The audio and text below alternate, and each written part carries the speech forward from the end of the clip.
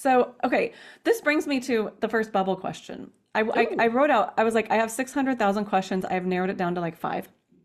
Oh You're my God, welcome. you did a good So job. I was like, okay, what do I really, really want to know? Some of it was like, I really just want to talk about this because I already believe it. But some of it's like, I feel confused about something and I just want clarification. And I mean, to point to what I think it was Anthony said or somebody said, like, he had this beautiful way of saying it, but it was like, everyone that's on earth or whatever is looking at this through their belief systems. And we talk about beliefs all the time. Like, what do you believe? And that's how you're looking at the world. But he's like, he mentioned God, angels, um, aliens that coming in ships, whatever beings you're seeing or thinking that are there that you're speaking to is just part of your belief system and like how you're applying this information. So what I'm saying is like, I don't know if what Candy and I are going to get is like more tilted toward what we believe. But if I could ask Candy to go into the bubble, Mm-hmm. we'll just do this one question, then we'll pull back out and talk about whatever. But okay, they are mentioning things like the collective consciousness, the quantum field, the realms, the Akashic records, the divine, the universal mind. Is this all the same thing?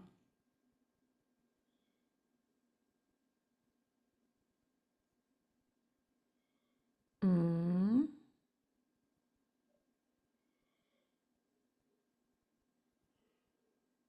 Yes and no. Um, there's something in there that you said that is different. Will you run through the list again? Is it the quantum field, the collective consciousness, the quantum field, realms, Akashic records, divine, and universal mind? Oh, that's weird. I thought I heard you say something else that maybe you didn't say. Interesting. Because so all of those things are of the same fabric. I don't want to say the same thing there, but they're of the same fabric. Okay.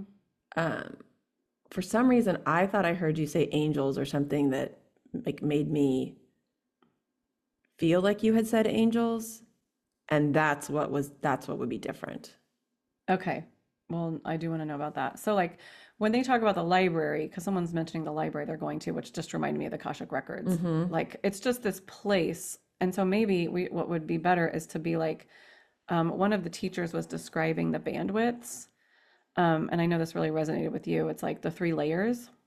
Mm-hmm. The first bandwidth being, um, I don't even real, okay, I can't read my notes. It's a normal everyday language. The second bandwidth is Caroline and Kyle, where Caroline and Kyle communicate. This is the creative field. And the third bandwidth is the collective consciousness, the field, the realm, where you connect with other beings, or the non-speakers are working from there is the third bandwidth. So like in their mind, like in the bubble, like are these correct? Like these three concepts? Like I think this was Caroline saying this is how she sees it. So Yeah.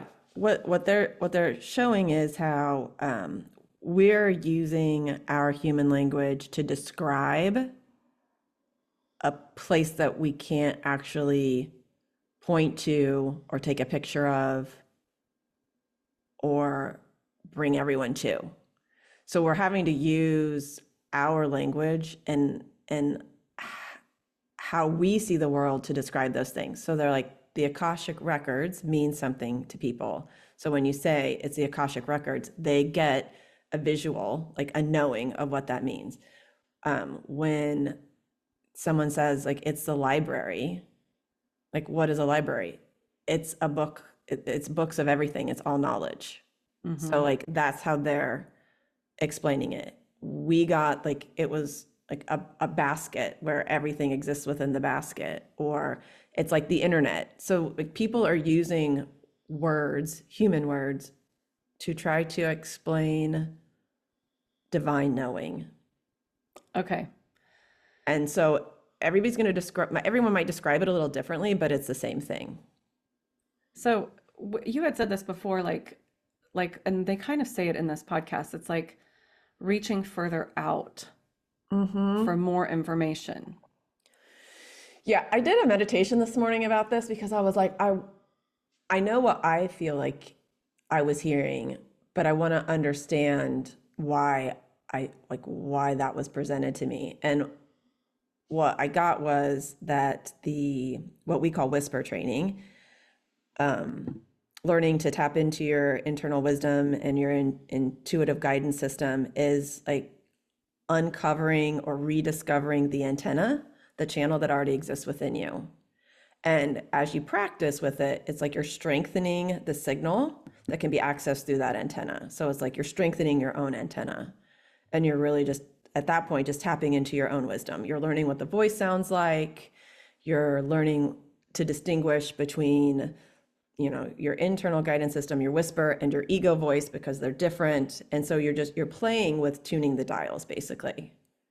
And that's like the first step, because you can't go beyond that. Well, we normal people, like that live really in these bodies, can't go beyond that, because it's like it's too overwhelming. You wouldn't be able to decipher what is the voice, quote unquote, the voice, versus like what's my imagination, what's my ego, like what's an everyday thought. Like it would just be too jumbled, and you'd spend too much time trying, like over analyzing. It would totally defeat the purpose. So it's like that's the first training, and then you start to see the synchronicities, you start to see the truths, like what you and I did, like working with each other to strengthen this muscle was really important, because we got to validate each other, and working with people that we didn't know, we got the third party validation. So we're like, okay, yes, I feel very confident with this voice. I know what it sounds like.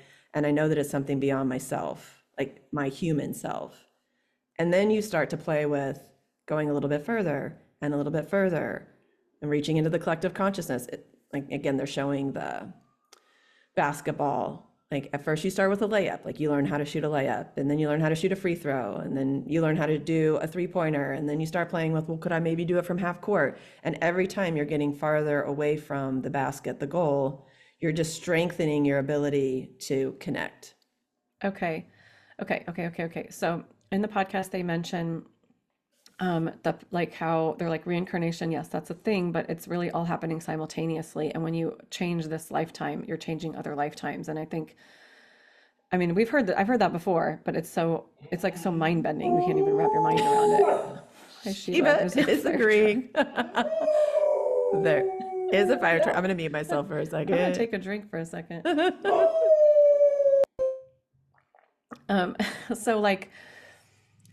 So my question then is kind of like, actually, I don't know what my question is. I know. So is there a difference between like when you're asking a personal question versus like of what you're accessing versus when you're asking a question on behalf of the collective? Like, are you really accessing different bandwidths, kind of like she's saying? Are you reaching further out, or is it all kind of in the same place and you're just plucking, like the internet? You're just like, I specifically want this question answered, so you're asking. Like if you were asking ChatGPT, it has everything, right? You're always accessing the same place. But you're asking, is butter good for you? And that's for everyone. Or like, should I quit this job? And that's for me. Is there really a difference when you're throwing those questions out there? That's good. Shiva was howling like I have never heard her howl before the whole time you were asking that. I could. I just had to press. I've had a lot of light flickering going on in the last 2 days. Nice. When I'd be thinking about the podcast in the kitchen, the light would flicker. And when I decided to get into ChatGPT, the light like flashed off and on. Anyway, so continue.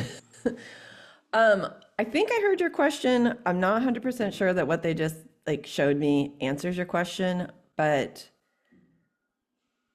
what it felt like they were showing is when we ask the questions that are personal to us, I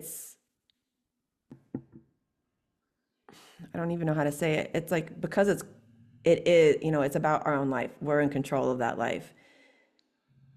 It's easier to access, it's easier to distinguish, it's easier to question. So like, should I quit this job? And you get information, and then because you know your life and you know the situation, you're able to tweeze it apart, and you can make it make sense. Or you can have a discussion about it because you know all the sides. You're intimately involved in the question.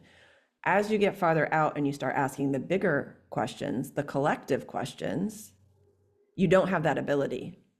You can't tweeze it. You can't know. You're really at that point working on trust. So what it feels like they were showing is the reason that it's so important to work with those closer questions, those like personal questions, is because you get to build up the vocabulary of how you and your higher self communicate, the way pictures are shown, the way information is shared, like what things mean. You know, like they always give us the dusting of the hands. And at first we were like, what the fuck does that mean? And now, now because it's happened so many times in relation to questions that we're asking about our own lives, we're like, oh yeah, that means like they're done here. Like it's over. Yeah. But they're like, you've got to do those personal questions and that personal reflection to build not only the muscle, but the vocabulary and starting to understand how the communication occurs. So then when you go farther out to things that you really don't know the answer to, and you have no way of knowing the answer to, you can trust it because you're reading the signs correctly, you're deciphering the information properly, you know the vocabulary terms. Does that even answer your question? Not really. But no, I mean, it's really, really good shit. But like, I think my question is it the same place? Like when I'm asking my own personal Oh, questions, am I asking of the universal mind or the collective consciousness or the quantum bubble or whatever? your higher selves are messengers that work, like your higher selves are part of all of that energy. They have all of that wisdom.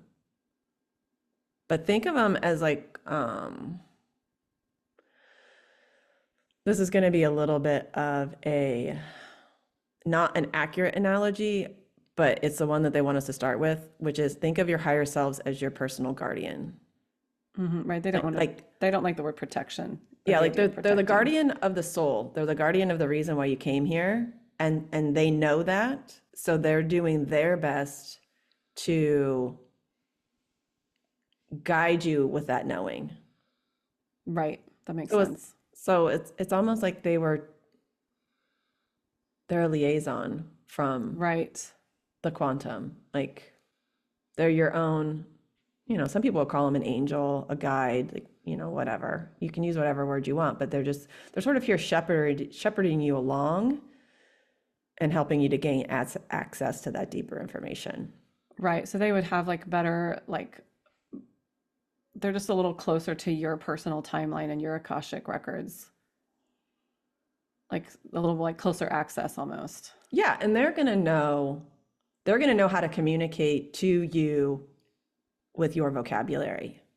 So they're Right. also doing that translation of, okay, like she knows what this means. Like, let's give her this information using this Yes, they analogy. always are showing, like, remember that TV show you just watched? They show you a scene from it to bring forward because they're trying to figure out the quickest and easiest way to communicate something to you, and they'll remind you of something you were just looking at or just watching or just talking about to pull it forward faster. Mm-hmm. Right. That's so Mm-hmm. cool. Yeah. Okay, can we talk about the dream stuff they were talking about, the Yeah. school with the hats and the literature? And like these kids say they're going at night to school in Dreamtime. One kid specifically said, like, she's having meetings with God or the gods. And they just, some of them describe the school as, of course, it reminded me of Harry Potter, with the hats that you put the hat on and you get the information. And it's like, this one kid knew all of these, like was talking about their favorite authors and their favorite literature, and this mom is like, we've never read those books here. And of course these kids are not being taught in school. They are being shut in classrooms because the people don't think they have the ability to learn because they can't speak, so they're not actually getting any education. Well, they're getting it from the other side.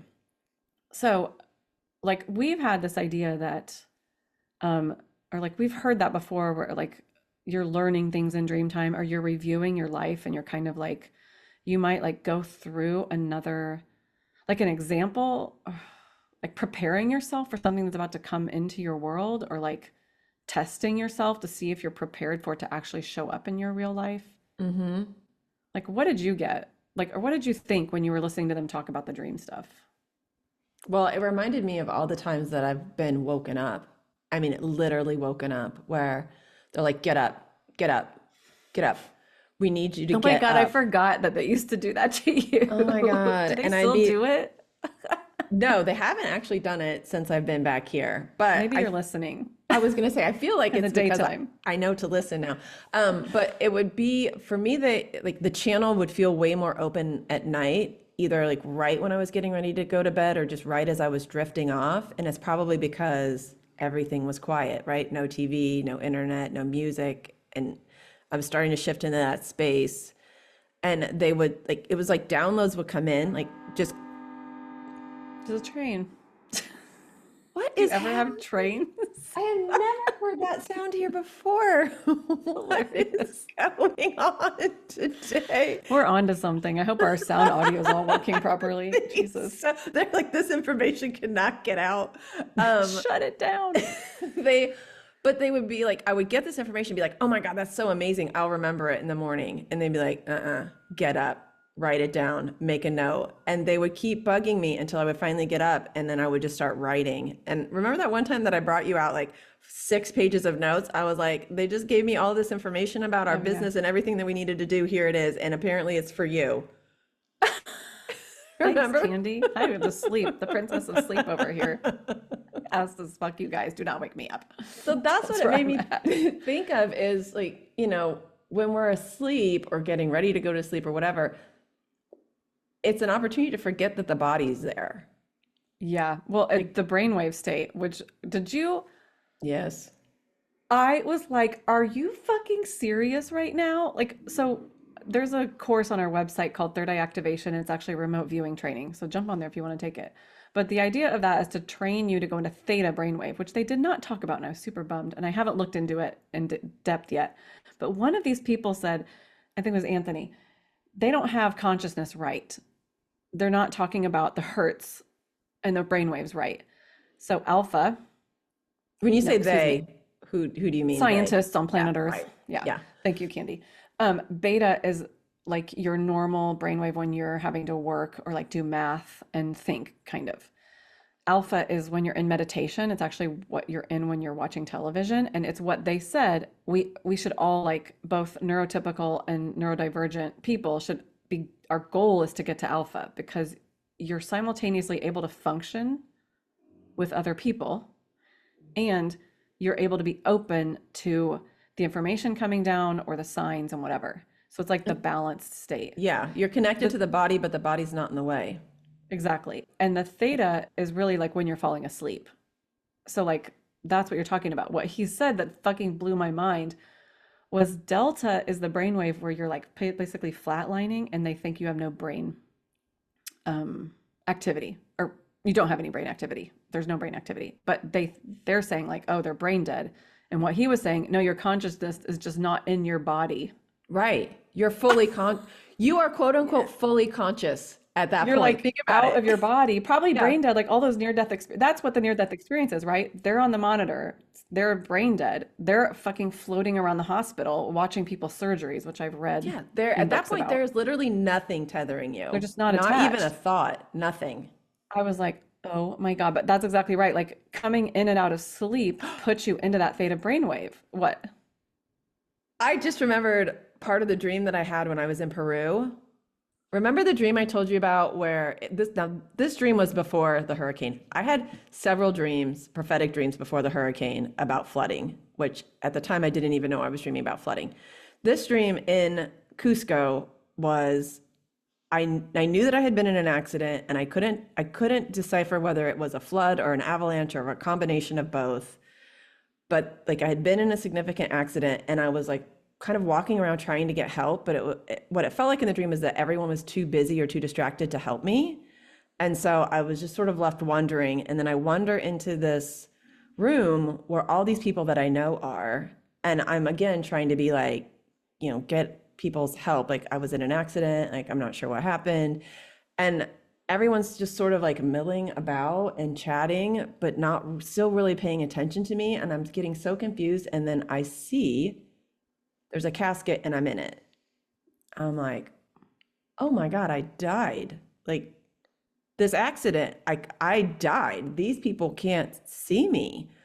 I'm dead. I'm looking at myself. And I got so emotional. Like in the dream, I was like, it was just such a deep sadness because I realized I was like, I will never get to like see these people again. I'll never get to hug them. Like I'm not attached to this body anymore. Like this is terrible. I'm so sad. And then the moment that I acknowledged how sad I was, it was like some part of me was like, but you are still you, you're your consciousness now.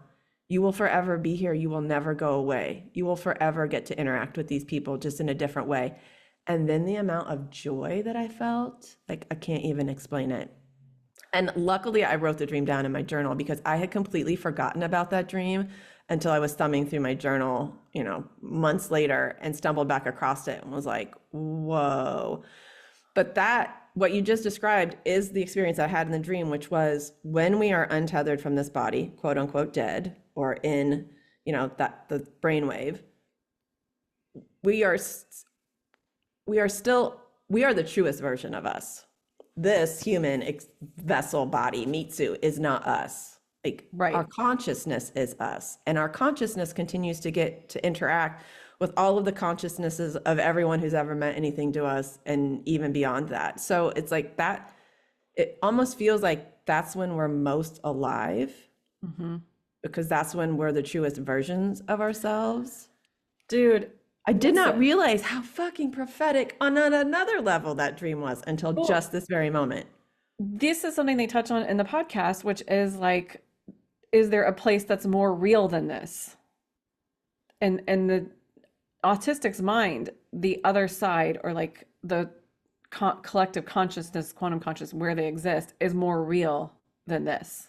Yeah. So this goes in with that simulation theory kind of thing, which I just like fucking blows my mind, but they did a really good job of explaining it. She's talking about Super Mario Brothers.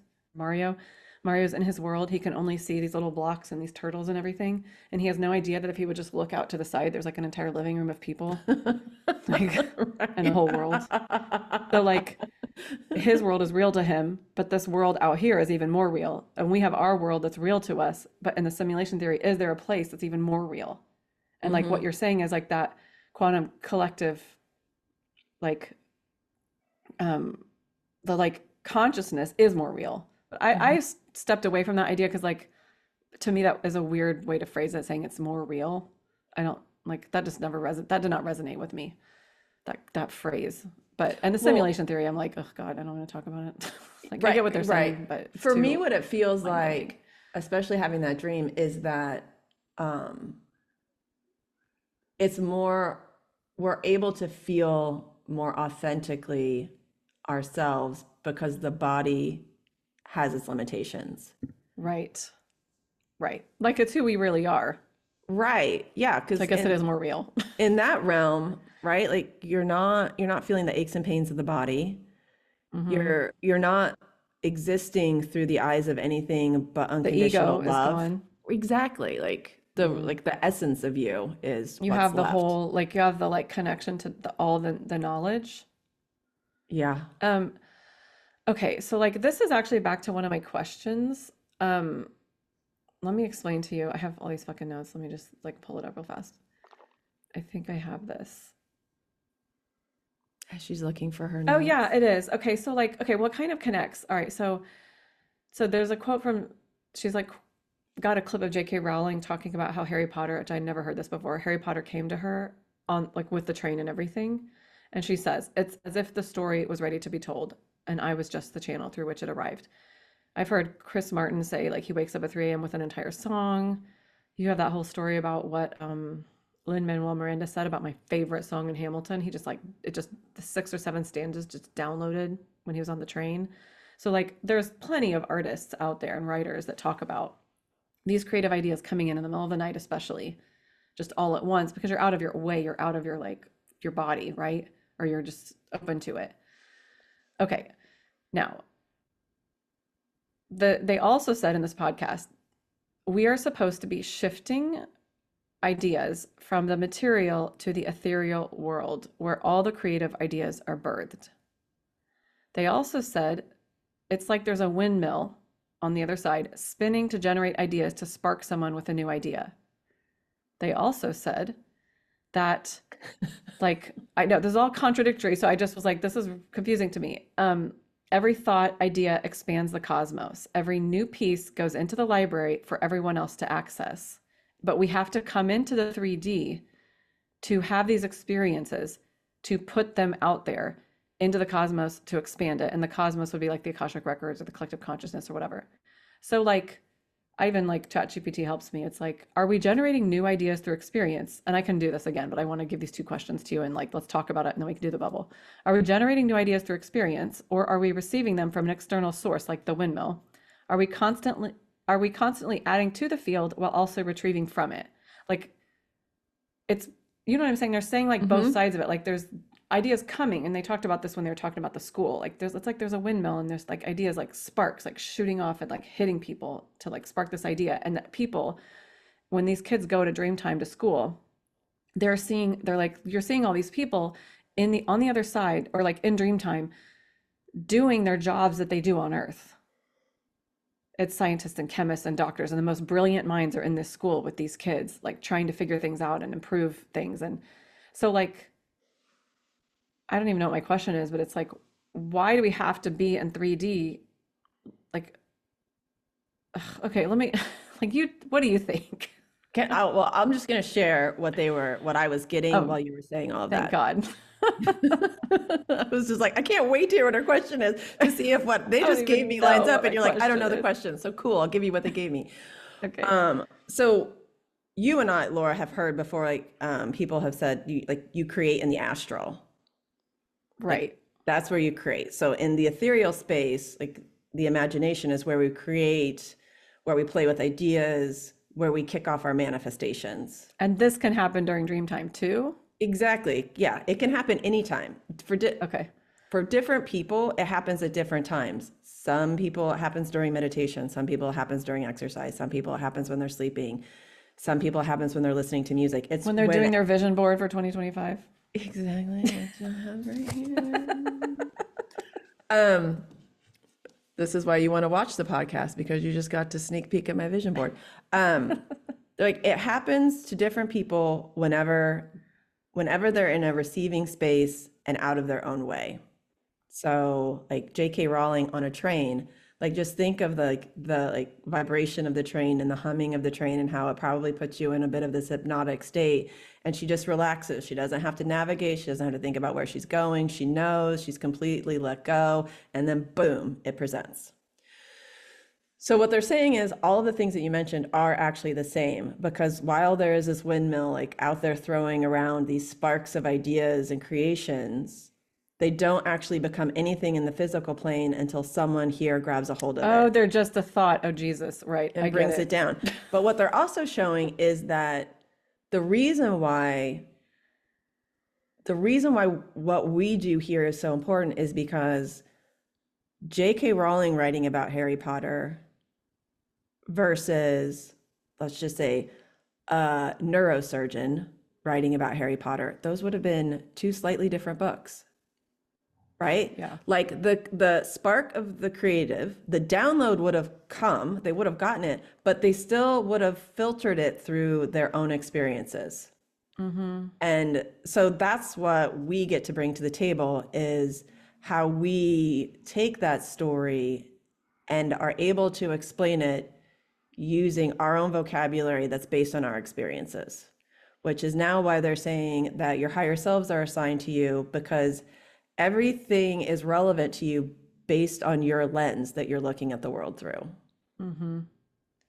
Well, and because, well, that's really fascinating. Because like it's unique because it's J.K. Rowling that wrote it. Mm-hmm. Because okay, oh my God. So my question now is the windmill. Mm-hmm. I loved that. It was such a pretty metaphor. It was. But it's like, is that like if you think about the Mayan calendar, and the idea of these like creation waves coming in, is that windmill kind of like the idea that those of the creation waves,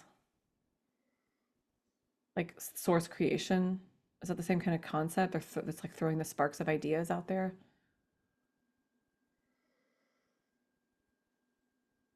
On a macro sense, yes, that would be how the windmill works on a macro. Mm-hmm. On a more micro sense,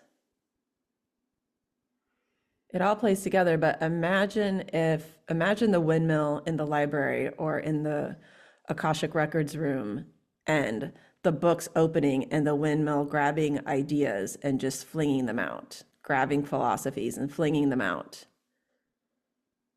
So It's that, so it's like yeah. it's taking ideas that have already existed or thoughts that have already been written or stories that have already been told, philosophies that have already been crafted, and it's tossing them out for someone else to grab a hold of, bring down, run through their own filter, and then express again. So it's like it just adds layers and depth and then allows for the integration of new, like, for example, new science or new philosophies.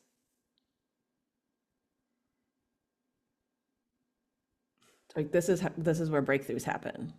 Yeah, that is wild. It's like, it hurts my brain actually. Because now I'm like, well, where is the original thought? But I don't want to get into that because that seems really complicated. Um, so when they say like this question, ChatGPT helped me with, are we constantly adding to the field while also retrieving from it? Mm-hmm. Yes. That is accurate. Uh-huh. Brilliant computers. Okay. What they're saying, what they're showing is like your internet is a perfect example of what it is. It's Yeah, just like there's no better example than the internet. right. Because people are, especially with the AI now, it's like people are taking this concept they read, like, okay, the cards, for example, the first person that published the book in the 1800s, and then the next person is like, let me write this book because it's going to be easier for people, and let me put this spin on it, and it's just it keeps going and going and going. Mm-hmm. Yep.